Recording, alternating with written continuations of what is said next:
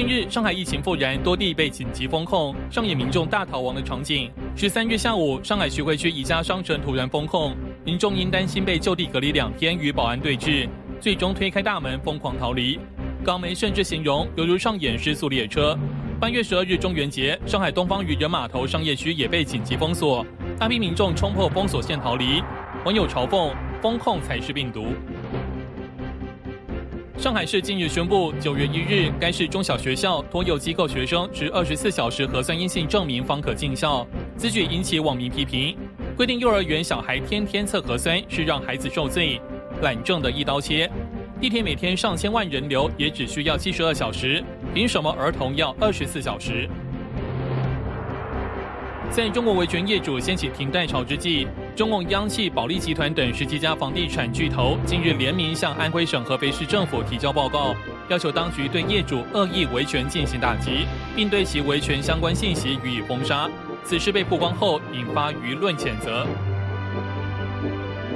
与以往相比，今年北戴河氛围异常紧张。自8月1日迄今，中共高层已经隐身了2个星期。8月13日，中共副总理孙春兰现身海南，9度承认15万外地游客滞留。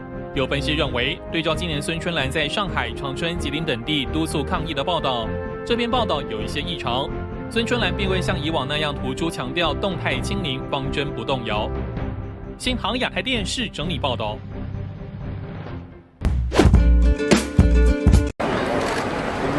去多久？3个月、3、4个月，给我们宣导一下。我知道，就是柬埔寨有多被诈骗。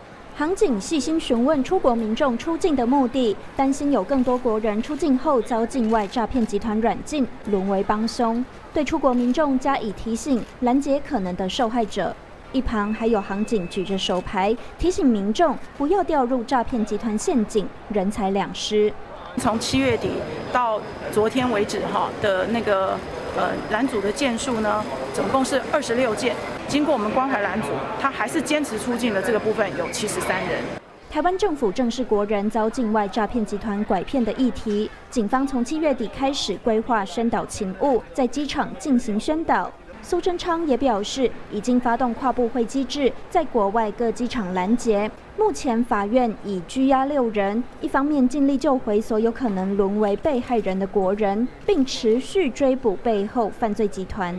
诈骗集团对于比较没有警觉心的年轻人，甚至于有比较在这一方面阅历不足的国人同胞，骗到海外去从事不当工作，甚至于沦为奴工，非常可恶。所以我们发动跨部会各种机制。除了这次事件受到瞩目的柬埔寨西港，另外在缅甸 KK 园区、阿拉伯、土耳其、乌干达、斯洛维尼亚、克罗埃西亚、波兰等都有相关案例。其中，缅甸 KK 园区主嫌中国籍商人佘志江日前已被泰国警方逮捕。佘志江在东南亚领导侨商协会，利用“一带一路”专门从事诈骗和赌博。这些集团的诈骗目标多为中国人，在 COVID-19 疫情爆发后，因中国边境封锁严管，难以找到中国籍人力，因而转向台湾人下手。新唐人亚太电视黄燕玲综合报道。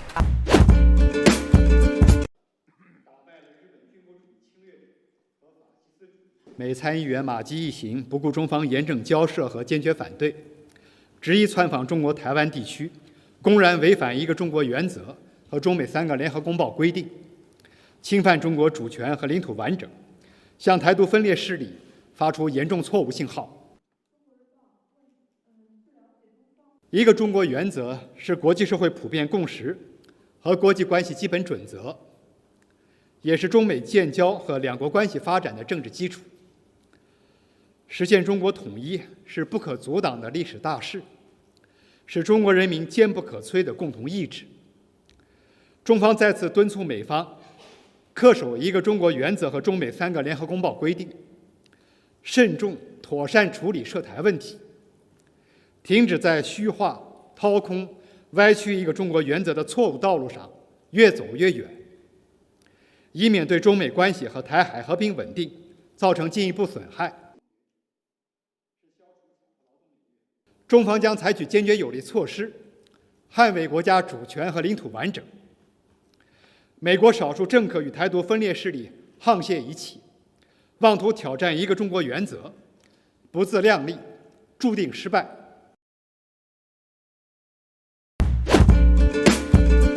China's smartphone market fell by 14.7% in the second quarter, the fifth consecutive quarterly decline. Analysts believe that China's smartphone market is in deep trouble. Troubled by multiple factors, its prospects have become bleaker and bleaker. Recently, domestic data showed that in the first half of this year, the overall shipments of cell phones fell 21.7% year-on-year, and cell phone shipments fell 25.9%. In addition, prominent players like Xiaomi, Vivo, and Oppo reported a steep decline in sales. Bloomberg noted that multiple factors contributed to this decline. The first is a sharp drop in demand due to a strict zero-COVID policy. The Chinese regime's onerous COVID-19 epidemic restrictions were bad for all businesses. As a result, the demand for replacement phones has dramatically decreased during the economic downturn, and the life cycle of smartphones has become increasingly long. Consumers said that cell phones were too expensive, and the new device's performance was not overwhelming.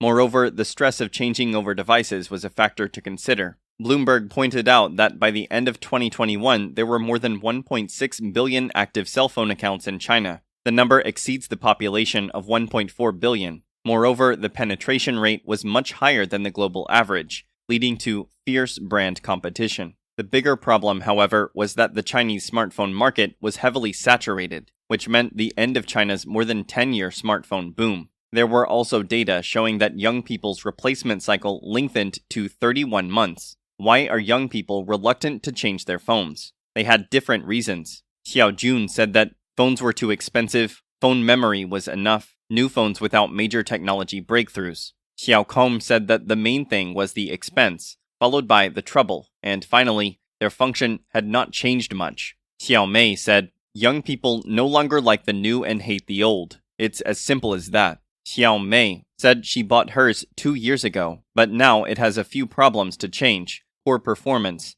Chip upgrade was not great. The camera performance was poor, but the reason she wanted to change was that 128 gigabytes was not enough memory. She wanted to spend 3,000 or 4,000 to enhance the capacity. She might opt for more cloud storage. The performance of smartphones is excessive for many users. At the same time, software innovation has also improved the long-term usefulness of mobile phones. A decade ago, Chinese authorities made a major push for mobile devices, and it used state capital to build 4G base stations in nearly every village, enabling Chinese brands like Oppo and Vivo to sell mobile devices to hundreds of millions of people in rural areas, most of whom had never tried a touchscreen. Nowadays, authorities have continued to promote 5G networks. Experts analyzed that the current homogenization of cell phones was serious, and there was no revolutionary breakthrough in new cell phones. It was recommended to seek breakthroughs in chips, operating systems, and other root technologies, fewer marketing schemes, more core technology investment, and deeper innovation. Shanghai. People flee after hearing that the building has COVID cases. The Shanghai Municipal Health Commission reported 2 new confirmed COVID cases on August 11th. Among those, 5 are asymptomatic. According to NetEase, there were online rumors of an epidemic at Shanghai Oriental Fisherman's Wharf the next day, causing visitors and customers inside the mall to flee the scene. Some videos show people running away in panic. The scene turned chaotic. Internet users commented on the situation. One person said, "You can run for a while, but you can't run for a lifetime." Another said, "It's so exciting in China. If you don't know it, you just think it's flash mob performance." Sichuan. Sudden flood sweeps away over 10 tourists. On August 13th, netizens posted a video showing that a flood suddenly swept Longzhaogou, Longmen Mountain, Sichuan province, without warning. The devastating flood washed away many tourists who had no time to escape. The scene was very chaotic. A woman dressed in black stood helplessly in the middle of the flood. Finally, she too succumbed to the torrent and was washed away. 3 tourists hugged each other, standing on a rock, desperately trying to resist the flood. According to Sohu, on the morning of August 14th, the flash flood swept Longzhao Valley and caused 7 deaths and 3 minor injuries. Search and rescue work is still in progress for the missing persons. According to Xiwang Jisheng, Some netizens suspected it was caused by the sudden release of water from Dujiangyan Dam upstream. Water level of Dongting and Poyang lakes hits record low. According to CCTV, a large lake beach area is exposed at the confluence of Poyang Lake and Yangtze River on August 11th. Currently, the water level of the main stream of the Yangtze River at Dongting Lake and Poyang Lake is 4.7 to 5.7 meters, or 15.4 feet to 18.7 feet. This is the lowest record in the same period in the past. In some areas, the water shortage of small reservoirs is seriously insufficient. Since July this year, 6 provinces and cities in Sichuan, Chongqing, Hubei, Hunan, Jiangxi, and Anhui have successively experienced drought due to the high temperature. Summer in Heilongjiang water park overcrowded. Although most of the country lies in the temperate belt, now China is facing the summer heat. Therefore, the beach and water parks are attractive destinations for people to support the heat better. Recently, a video shows that a water park called Heiyu Lake in Daqing, Heilongjiang, has been overcrowded. The artificial wave lake, full of many colorful lifeboats and people, looks like the rings of a cereal box. Despite the waves continuously hitting, people do not leave their place. They are even stacked on top of each other. With such jostling underwater, dangerous incidents could easily happen. According to Luo Wang, Heiyu Lake Water Park staff confirmed that the park has taken current limiting measures and promised that similar situations would not occur in the future.